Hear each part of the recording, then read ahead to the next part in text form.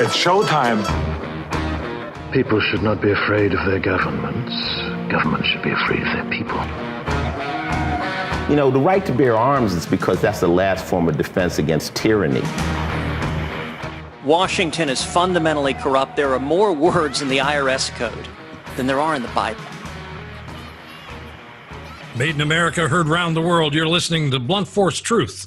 I'm Chuck Woolery, along with my co-host, Mark Young. And I just wanted to remind you, Mark, that the day of the State of the Union address, the very day, Rasmussen had Trump's approval rating at 48%. And CNN had him at 40%. They're trying to get him way down in the 30s or late 20s so that they can finally defeat him. But they are going crazy at CNN. They just don't understand how, under these withering attacks of 95% of negative reviews and talking and all the crap that's going on against Trump, how he could possibly hold up and his base can hold up and still hang in there. Not even hang in there, but I mean, good night, 48%. That's pretty good. Well, here's the thing. At 48%, this is why the Democrats are trying to destroy Howard Schultz, because they recognize that at 48%, if Howard Schultz ran as an independent, Trump is indefeatable. Right. There's no way they could beat him with a 48% approval rating. Mm-hmm. Mm-hmm. I think it'll get better. I really do. I think it will too. And I think what's going to happen is Pelosi and Schumer are going to turn Trump into a victim. Even though he doesn't have a victim mentality, they're going to turn him into a victim in front of the American people. The American people are going to start saying, wait a minute, this guy is getting a bad deal. Yeah, I mean, they are so over the top, and so extreme in their views and certainly their criticisms of Trump. And the American people finally look at it and go, you know what? This guy's not so bad. He's doing things for blacks that have never been done before, that the left has always promised, even Obama promised, but he didn't really do anything. He's not divisive. He actually is bringing people together. He's doing things for women that have never been done. It's really, the funny thing about it is you look at the left and the Democrat Party and you say, what have you done for me lately? Well, all they've really done is complain. They haven't really done anything. Well, remember what you've said in the past, and that is Congress does not benefit from a solution. They only benefit from problems. Well, that's true. I mean, and this is the biggest threat I think Trump is to the deep state. And that is, he is a solution-oriented person.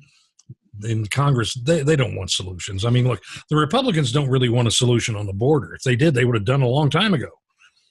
Because if you let this guy loose, the fear from both parties is, well, what if he actually fixes things? Yeah, they just have to legislate on things that are really important instead of all this other crud that goes on. And you know what this goes to, Chuck? This goes to the saying of no one needs the hero after you're rescued. And that's what Congress is looking at. Congress needs to be the hero. These guys need to be the hero that's there to rescue you. If you've already been rescued, I don't need a hero anymore. Well, the interesting thing to me is, and I find this from Schumer and find it from other Democrats as well, some of the guys who are always on television, and that is they're always complaining about things that are good. They complain about the economy when the economy is good. They complain about everything when it's good, and they mislead the American people to believe that they're victims of things that they're not really even victims of.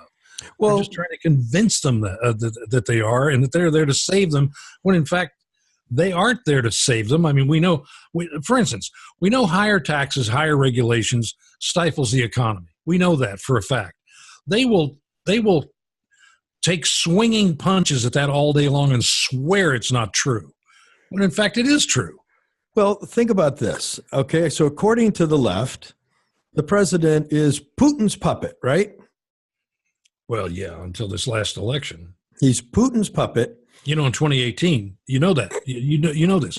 The DOJ, the FBI, well, the FBI is under the DOJ, Homeland Security and everything, they just recently came out with a report. And the report said there was no Russia meddling in the 2018 elections. Well, guess who won the 2018 elections? Democrats. Amazing. All of a sudden, the Russians just gave up. Well, as we know, but think about this. President Trump is Putin's puppet. Yeah. President Trump pulled out of the Russian INF treaty because he said the Russians aren't living up to it, and it's time that we punish Russia. They've never lived up to it. Okay, but the Democrats, I'm now hearing Democrats say, what's wrong with him? Does he want to start a war with Russia? Of course. Well, their default position is when everything goes wrong, start a war with somebody. But I mean, think about this. I mean, they did it with Bush. You know, things weren't going so well. And start a war with Iraq. And the other thing is they're blaming the president that he won't listen to his own intel people. Okay. What did the history of that? Right. Now, what did the Democrats say when George W. Bush said there were weapons of mass destruction in Iraq? Yeah, they said there weren't. And apparently there weren't. So they blamed George W. Bush for listening to the intel community. Yeah, right. Let's go back further. What did the intel community do to John F. Kennedy? Oh, Bay of Pigs? Absolutely. Yeah. The intel community, told Kennedy that we needed to support freedom fighters inside Cuba, that it wouldn't come back on us. He went along with it. And by Kennedy's own words, the CIA and the intel community said to him, Mr. President, you never really took us seriously, did you? We were just giving you plausible deniability. Mm-hmm. They lied to him. And as you know, he threw them out of his office and only had the counsel of Robert Kennedy through that entire event after that. Right. So the standard bearer of the Democratic Party literally wrote letters saying that the intel community should not be trusted. Eisenhower made comments like that. Bush was blamed for even paying attention to them. And now Trump's a megalomaniac because he doesn't want to take everything the intel community says at face value. Well, I mean, hell, Colin Powell became a Democrat over it. Yes. I mean, basically, he just became a Democrat. Absolutely. Well, Chuck, on today's show, we're going to do something interesting because we are going to talk to a millennial. Oh, good. We don't I have a often few of those get in my these. family. Absolutely. We don't often get these millennials on our program because we're just two aging old white guys. Yeah. Well. Except you don't have your aging white beard. I have mine, but yours is gone now. I'm getting ready to go to work. I know. See, I can work with it without it. So on today's show, we have a young man by the name of Tanner Roberts. Tanner has recently written a book called Dumb Politics. It's a really good name for a book. Tanner's from Houston, Texas. You'll probably be able to figure that out as soon as he says, hello, y'all, as soon as he comes on. And let's bring him on. We'll talk about his background as we get going. So Tanner, welcome to Blunt Force Truth. Howdy, y'all. I had to one-up you on that. You just couldn't resist it, could you? No, not at all. Howdy, y'all. Tanner, tell us a little bit about your background. Yeah, sure. I'm 28 years old. I went to Texas A&M during my college years. That's actually where you get howdy all the time, anywhere you go in that college town. But I studied economics. I became very politically interested, especially during my time in college. A lot of people have the misconception that A&M is a very conservative university. Now it is, and the point to where a lot of the students there are on the right. But I'll tell you that the administration, the faculty, the professors are definitely not. So if A&M is a conservative university, I couldn't imagine myself on any other kind of university. And then I got out of school and became even more involved in politics. And, I always had this aspiration to write a book. I just didn't know when I was going to do it, what the topics were going to be about. But with this growing political climate and the rhetoric that's in it, I figured, now's the best time than ever to, one, get a life goal achieved, and two, to get a more voice from a generation that has really been given up hope on So I wanted to provide more of a voice for my generation from a conservative standpoint, and maybe get some people in my demographic to think differently about some of the things that they've been inundated with by college professors, by media, by culture, by Hollywood. And so that was kind of, my inspiration behind this whole thing, and a little bit of my background. Well, let me ask you, so I have a couple of questions. One is dumb politics. Is that right? That's right. So dumb meaning you can't hear, deaf and dumb. Is that what you have to, is that what it is about hearing, or is it ignorance, or is it stupidity? It's a little bit of ignorance. I think that's the biggest part of dumb politics, because a lot of the policies, the rhetoric out there, it's not showing third and even second party consequences to some of these things that we're dealing with today. I'll give you an easy example. $15 minimum wage sounds great, especially for young people. But what they don't realize is the consequences to the small business owner, the consequences to other employees, having to cut hours. I can say, hey, I make $300 an hour. People will say, oh, that's great. Yeah, but I only work 1 hour a week. And suddenly that does not sound so great. So, it's appealing to those, that empathy for people, and they just become ignorant on the issues, and they just don't look at the consequences. Well, Tanner, when you wave money in front of somebody, they're not really thinking at all. They just want the money. No, not at all. so you've studied economics.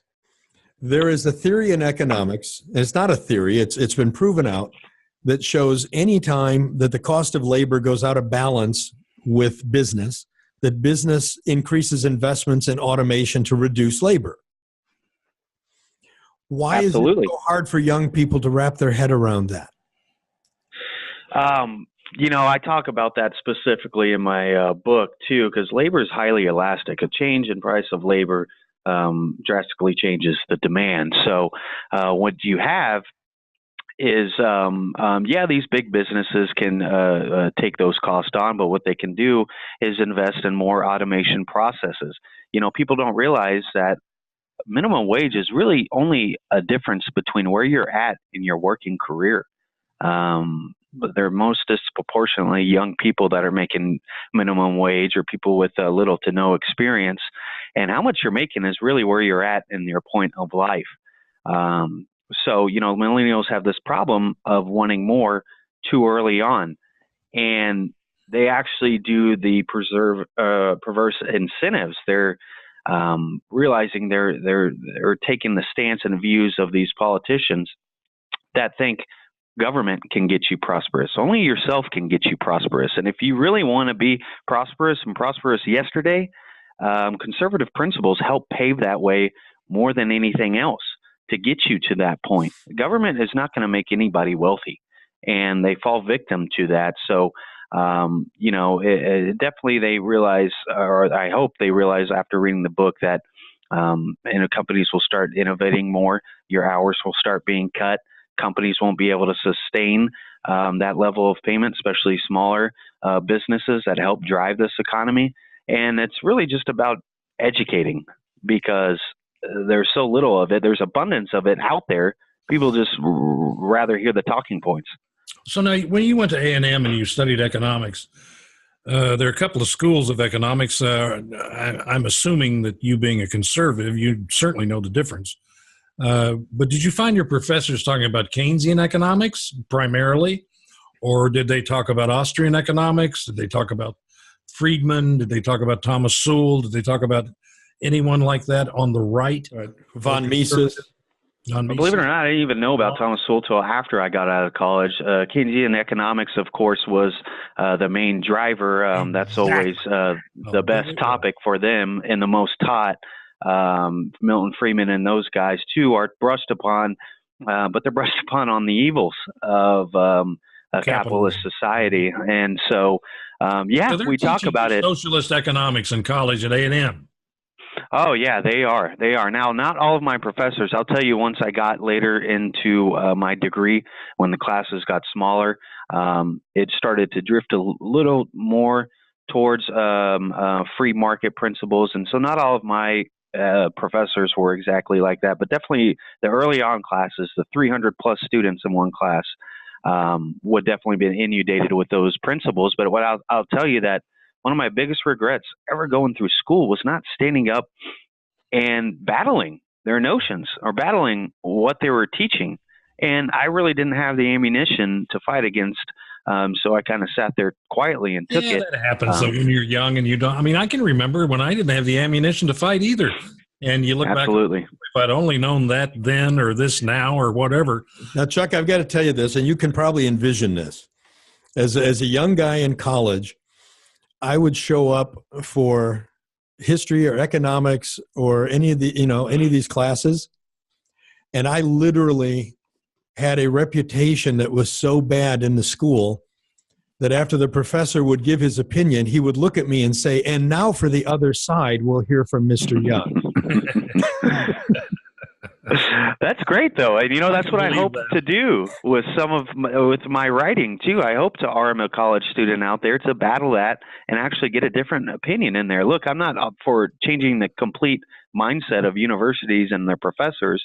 I'm just asking for a little bit of balance in the classroom and a little bit of pushback.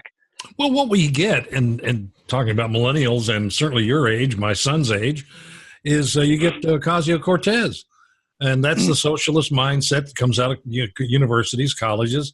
They don't know anything because they're not taught anything.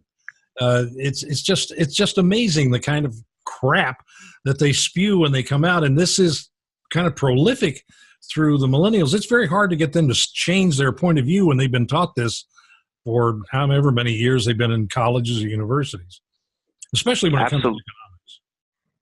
Right. And, people my age too, and it actually does happen in other generations as well, is they mistake empathy with envy.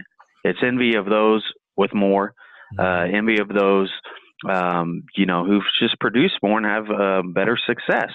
And instead of aspiring to be that, to be a Howard Schultz, they want to take him down, and they want to take what he has and they want to redistribute it. That's not empathy to me. That's actually immoral.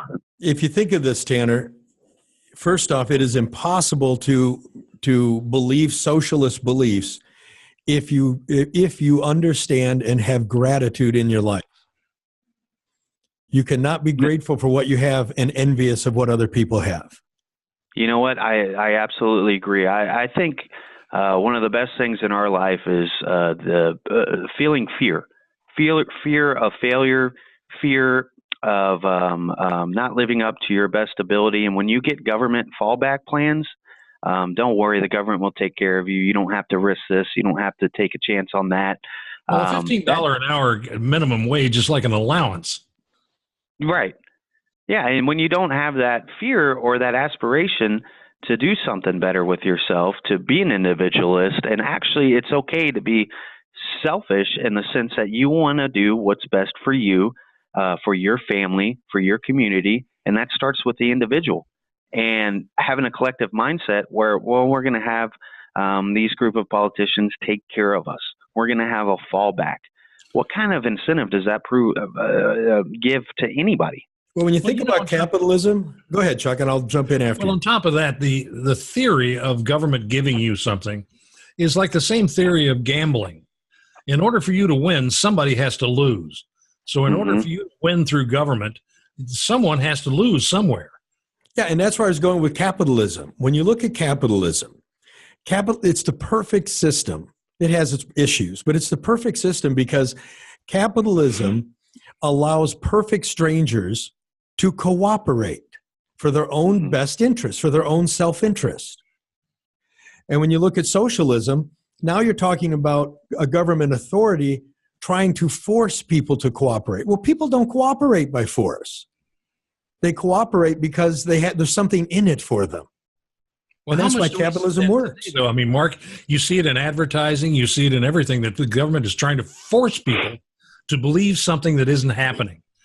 And I'm not going to get into all the various things they do, but they literally try to force you to believe this is natural and it's happening everywhere. I know. And it's not all. I'd like to introduce you to a new type of podcast. And by new, I mean there's never been anything like this before, not in terms of scope or ambition. The show's called Living Beyond 120. Science proved that lifespan could exceed 120 years back in the 1960s. And the Bible first mentioned living to 120 years 6,000 years ago in the book of Genesis. But the question is, how do we get there? Living Beyond 120 tries to answer this question. The show is an exploration into human longevity and what it will take for us to live longer, healthier lives, featuring interviews with some of the most respected minds in longevity science and tackling big subjects like how the medical system, big pharma, and maybe even our own government don't want you to live longer. Living Beyond 120. It's hosted by me and my co-host, medical expert, Dr. Jeffrey Gladden.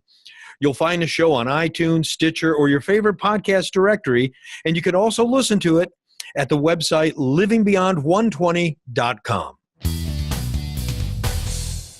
I want to ask Tanner a question. You're a millennial. We would be, my generation would be the parents of your generation. Mm-hmm.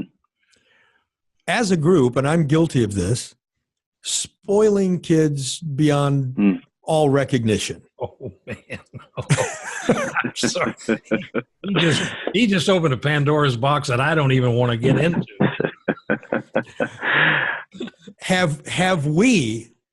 Has my generation created some of the issues in your generation when it comes to this immediate gratification issue of I don't want to work my way up. I want it now. I want to graduate from college and go to my first job as vice president. His daughter drives an Audi. I won't go any further than that. Oh, well, hey, that's actually a great question. I'm glad you asked that. The short answer is yes. There's a reason that the 1999 Toyota Cruiser. Well, if he wants something better, he has the tools to get there. But there's a reason the subtitle of my book says A Political Rhetoric and Blissful Ignorance of a Generation. I don't say millennial generation because I think it's what I call in my book acceptable dependency. I think one generation has created this acceptable dependency for my generation, the generation after me, that iGen generation. And I'll give you an example. We have people my age, I'm 28 years old, living at home with their parents at one of the highest rates at any time of our history. Now, who do you blame there? Do you blame the parents or do you blame the kids? I think it's a mixture of both, but it's certainly one generation fostering the next. And when you got people like Bernie Sanders, Maxine Waters, Joe Biden, all these people that grew up in that new left era of the 1960s who are now in these positions of power, they're the ones feeding those entitlement and those acceptable dependency policies out there. So, of course, they're going to get votes for it. They're going to get buzz off of it, and it's going to come from my generation. So they're fostering that. So they're allowing that to happen, and what they're doing is just getting votes from it. I believe it's two-generation issues. There's a natural tension between children and their parents growing up, and I believe it's very natural. It's not unnatural at all. And it finally gets to the place where you want to get out from under the supervision of your parents and be on your own and do something that you want to do instead of them telling you to do it all the time and you having to be responsible to them. And I'm sure that happened to Mark. I really don't know. I've never asked you this. Mm-hmm. But it certainly happened to me at 18. I was either off to college or I was going to the Navy or something, and I never went back home to live anymore, nor did I want to. So I made my own way, and however meager it was at the time, and believe me, it was, we all have a log cabin story somewhere in our lives, but I had to be responsible for my own life. And my parents allowed me to do that, but I wanted to do it. I didn't want to be under my parents' thumb. And now parents have made it so affordable to stay at home. Well, I'll wait till you can get this and buy your own place, or I'll wait till you do something. Well, or I'll go buy you a house. So let me ask a question. There is polling data out, Tanner, that shows that people under 35 years of age, over half of them think that socialism is a preferential political system. How did we get there? I mean, if there was ever a country that stood against socialism and communism, it's the United States. Right. It's pretty scary, but I think the more that Hollywood media and colleges become inundated with the left mindset and push it, and every day you can't watch a Netflix episode without being pushed some kind of policy or rhetoric or anything. So it's coming at you everywhere. So they don't know anything else. They think they're being taught every day that the capitalist society, which we're not a free market society by any means. We're, we have a bit of a mix, but mixed economy. And we're still getting pushback on how evil that is. You said it earlier. It was a great point.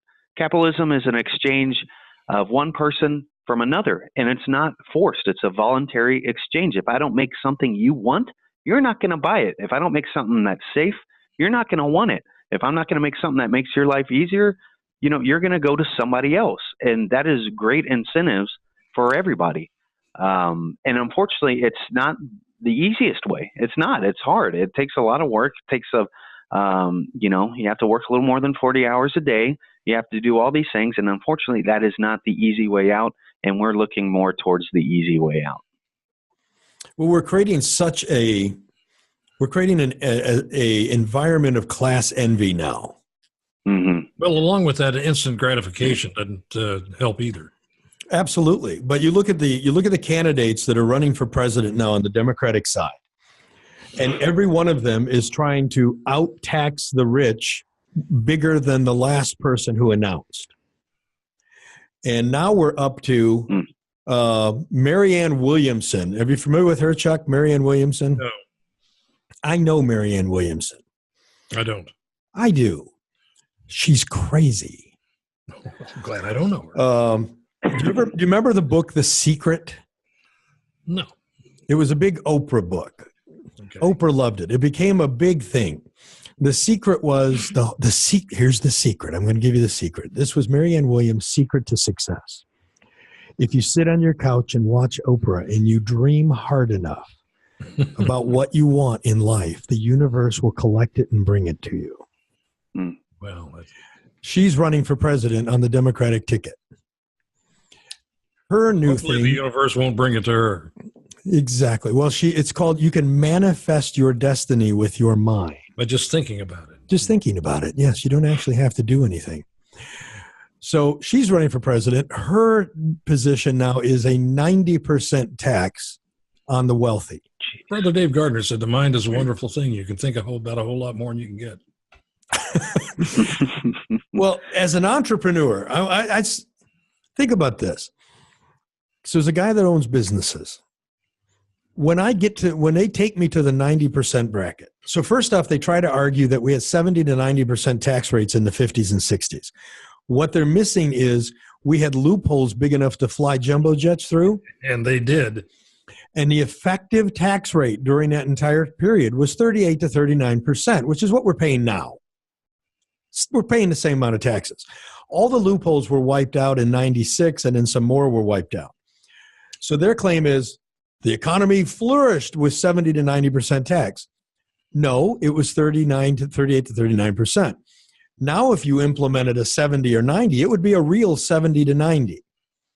I'm going to tell you, as a businessman and entrepreneur, when I get to the 90% tax bracket, why in the world am I going to work any harder to make more jobs and to take more risk and to take on more government regulations in my life so that I can make 10 cents on the dollar? Why? I don't need it. And that's what they're missing. Tanner, let me ask you something. This is not a trick question. There is a right and wrong answer, but I'm just curious if you've focused in on this. When there's one group of people that Democrats and Republicans go for, but mostly Democrats they protect, that they keep saying they're going to protect them, what economic group is that they always say, we will take care of you? Well, first they're targeting the middle class, saying Exactly. that It's the middle class. And in order for progressivism to work, in order for socialism to work, what's the one group that you have to get rid of? Oh, with the middle class? The middle class. You got to get rid of them. Yeah. So you got all poor and all rich. That's all you've got. Complete opposites. And if you look at Venezuela, there's a perfect example. There's no middle class. It's gone. They completely destroyed it. Yep. No, that's a good point. And, it's funny, too, because, I remember hearing about this guy in college, Arthur Laffer, some kook, old kook that's on the Reagan administration. It wasn't until genius kook. Yeah, right. And then I then started reading up on him afterwards, too, and, of course, became a fan of his the famous Laffer curve, and I talk about it in the book, and people don't realize it is completely mind-blowing when you explain to somebody, I believe it or not, you can increase government revenue, tax revenue, by cutting taxes. Well, how the heck does that happen? Well, it's very simple. People have more incentive to work. There's more money. There's more money. They're collecting more, and they're not finding all these loopholes in the system. So you're talking about... Socialists have a mindset. There's just so much money, and that's it. Once you there's just this big gob of money. Scarcity mindset. And it's a scarcity mindset, right? And it just travels around to different people, and some own more than others, and there is no more money. It's a lie. That's not true. You can create more money. They don't understand the concept that money is expandable. And you try to explain to them that, they can't grasp it. If you have more money than you need, then you're preventing me from having money. Yeah, and the problem with socialism is you end up running out of other people's money. They start leaving, and they start avoiding places with high taxes. Now, the Laffer curve, you probably know this. By the way, in Detroit, in New York right now, I mean, it's like a run on the border. People getting out of New York and New Jersey running for yeah. And they're coming to Texas and trying to ruin our state, bring them down with them. Well, they bring their voting. They bring their voting records with them, and they bring their socialism with them, or their liberalism, however they want to, name it, and then they vote themselves right back out of it again. So I don't know if you know this, Tanner. The Laffer curve was actually created on a napkin. Yeah, at dinner. That's how brilliant it was. It was created on a napkin, and it was dinner. He was illustrating it to Reagan. This is how. Well, the original dinner was Don Rumsfeld and Dick Cheney at dinner with Art Laffer. Oh, I thought Reagan was there. No. They were discussing what to take to Reagan, and it was at dinner in D.C. at Smith and Woliski. You and I have been to that very restaurant, and they sat at a table, and Laffer picked up a napkin and just drew Rumsfeld and Cheney the curve and showed them, this is what we need to show the president. The best ideas are simple. God, absolutely. That was simple and brilliant. And, that the intellectual mind often stumbles over the simple truth, and it really does. So how do we fix this, Tanner? How do we turn this around in your opinion? I mean, because Tanner, the problem is all these people have been educated already in one thing. So how do you possibly turn them from what they already think they know? And by the way, can I add something to that, Chuck? Mark Twain said that education is mostly the process of unlearning. Yep, that's a good point. And I'll tell you what's a little bit scary too. Before I answer that, is there's the old adage that if you're young, liberal, older, conservative. I forget how it goes. Yeah, that's the Winston Churchill thing. If you're young and a liberal, you have heart. If you're old and conservative, you have no. If you're young and conservative, you have no heart. If you're old and or liberal, hang in there with me, Tanner. If you're young, you're liberal and you have a heart. If you're old and conservative, you have a brain. Right, exactly. There you go. Well, so the theory behind that is, okay, as you get older, you get more responsibilities, you start leaning a little more conservative. Right. I think that is actually not going to be as much as the case with my generation, and certainly not going to happen as early on. Because if you look at my generation after me too, you have those acceptable dependencies in there. You have people living at home longer. You have people starting marriages, waiting longer to do that. You have people renting houses, not buying houses. You have, people really just paying less taxes and becoming more responsible. So you're not getting that as much with our generation. And I think that's going to be a problem going forward. There's another thing that almost every Democrat who runs a city, real estate prices are way out of range for the middle class. They're always extraordinary. They're exorbitant, and only the rich can afford a house. And I mean, I remember the very first house that I bought. I'm going to say 24 years old. It was in Hendersonville, Tennessee, about, 30 or 40 miles outside of Nashville on a lake. And I bought this little house. It was 1,200 square feet, something like that, about the size of the house I grew up in. It was brick. It was brand new, 2-car garage, and 3 bedrooms and a little house like that. And they were all very small. That house cost me $110 a month. It was How much did you pay for it? House. Huh? How much was the house? What was the price of the house? I bought my first house at 23. I'm younger than you. It was 1,000 square foot brick ranch, right, with a 2-car garage. It was $35,000. So mine was 10. Yours was 35. I mean, but the point here is, you were 24. I was 23. My wife bought her first home when she was 22 or 23. To Tanner's point, kids aren't going out at 23 and even stretching themselves to buy homes. Right. They're not even trying. Well, there's that college debt too. Yeah, right, which absolutely. is such an anchor around their necks. It is. And, I think you really do have to educate, because I don't think coming out of school and expecting high salaries and management positions right away is necessarily a bad thing. It's something to aspire to. There is a little entitlement with that, but I think that is something that's actually a good thing. If you want to be making a whole lot of money right out of school, then great, have that mindset. But here's the problem. The government's not going to do that for you. And I think if politicians just target millennials and say, listen, we can help you get there. We can pave the road. Government, I think government is not responsible for the economy in a sense that, if it's less restrictive, it certainly is. But, Trump freeing up regulations, that's doing away with government. That's not government coming in and fixing the economy. It's getting out of it. So I don't think an administration could take too much responsibility for booming economic times unless they got rid of more government. And if we appeal to that mindset, said you want to be prosperous and prosperous yesterday, you need to follow these principles, and they will get you there. They will pave the way. There's a reason why people below the poverty line have 3 flat screen TVs and a gaming system in their house. Every one of them. It's amazing. Yeah. We're not doing bad.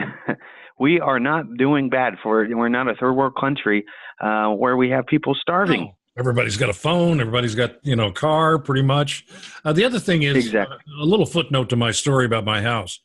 My daughter eventually ended up living in that house. Her mother passed away, and I continued to pay for it. That house sold in the 90s for $65,000. So by the 90s, I bought that in about 65, 66, something like that. So 30 years later, it literally had gone up, 600%. 600%. Yeah, there you go. And you've got to look to that mindset too as well. Look down the road. Look what's best, better investment, especially for yourself, and even more importantly for your family. And that's another problem too. Is people my age are starting families a lot later in life. I think one of the best. I have a daughter. I think one of the best things that's ever happened to me is to learn to be responsible for another human.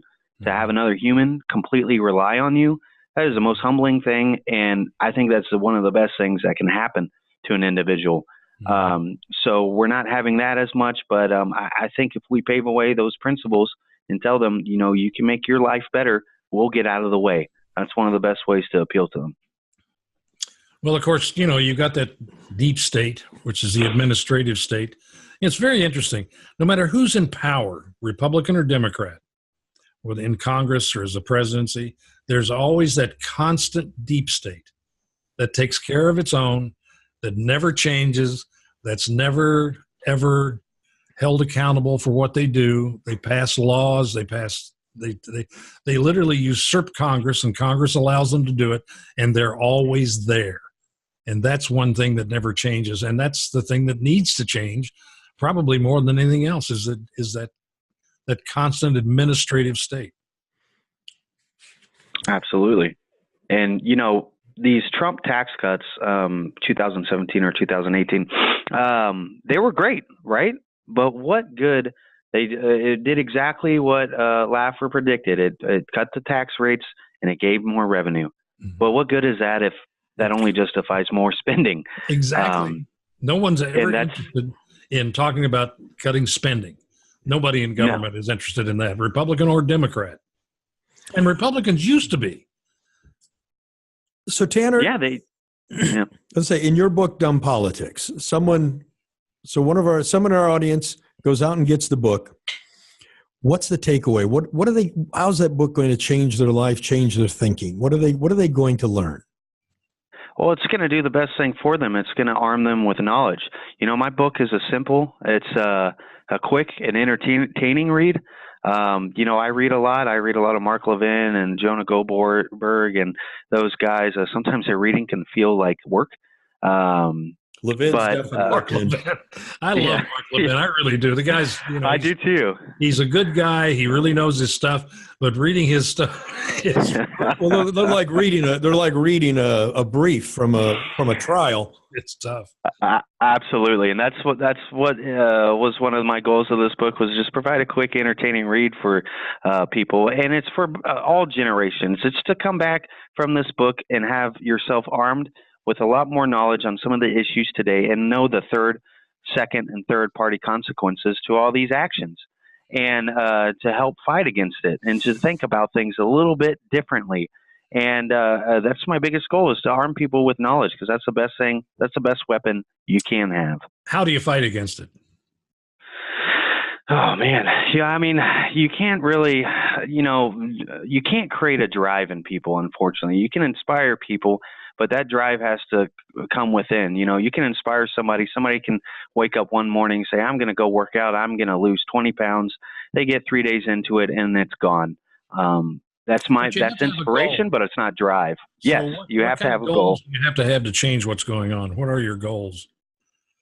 Oh, my goals is to get more voices within my generation, to inspire them to go out there and be a little more politically active. Everybody is so scared of character assassination today that what you say is going to be held against you forever, and it's going to be damaging to your career, to the rest of your life, to what you're going to do. And I think if we just if I want to inspire more people, especially on my side, to speak up. I know there are conservatives out there. They just don't speak up, and they don't fight against the grain because they are scared. We're seeing it every day. Tanner, I don't know whether you know anything about my career or not, or whether it even matters to you, but I was 45 years in Hollywood. I never said a word. Had I said anything, I would not work. So I literally lived in fear of my job the entire time I was there. Yeah, absolutely. And I talk about that a little bit in my culture section. How do you battle against a culture that's been completely taken over? I'd say, you don't have to agree with everything Kanye says. I know he can be a little out there, but he's actually speaking against the grain, and you should support that. Mm-hmm. Any kind of conservative that comes out in media, you should support that. You should support all those acts, because there are people out there, and I'm sure you know that too, sure. that just don't say anything. They're too scared of the backlash. In my business, in show business, there were people who weren't scared, but those are the people who had already made theirs. It didn't really affect their lives. And so it was easy to be brave, because you didn't really risk that much other than whether people liked you or not. And of course, everybody wants to be liked.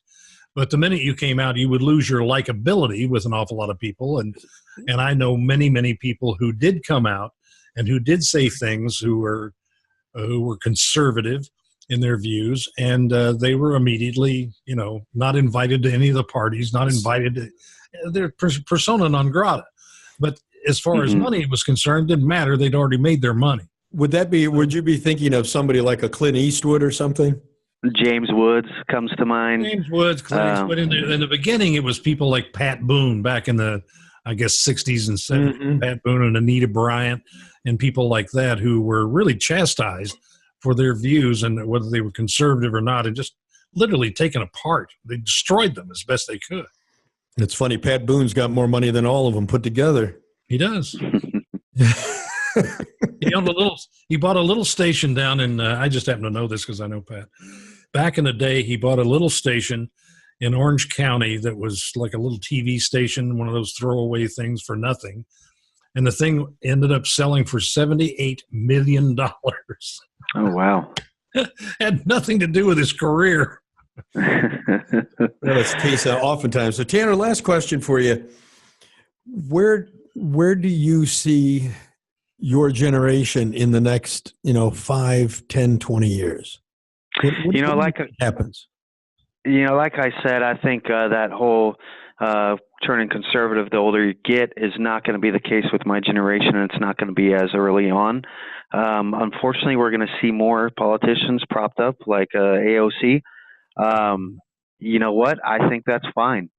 Let them prop those politicians up and shine a light bright on them and let them know how stupid some of the things that come out of their mouths. And as long as we have that, we're going to have a shift back, because conservatism is the counter culture. It is. I know they hate to hear that, but it's very much so. So with my generation, I'm hoping they turn a little more conservative with age, but then you've got the iGen right behind me who's becoming more radical and less free market, less conservative by the day. And I think that generation is really going to change the landscape, I think, for the worst. And by the way, that's nothing new. The Democrat Party has been progressive and on steroids since 1912, and it's been in various states of progression. And there's Marxist, progressive, socialist endeavors in this country, and now it's really kind of come to full bloom right now.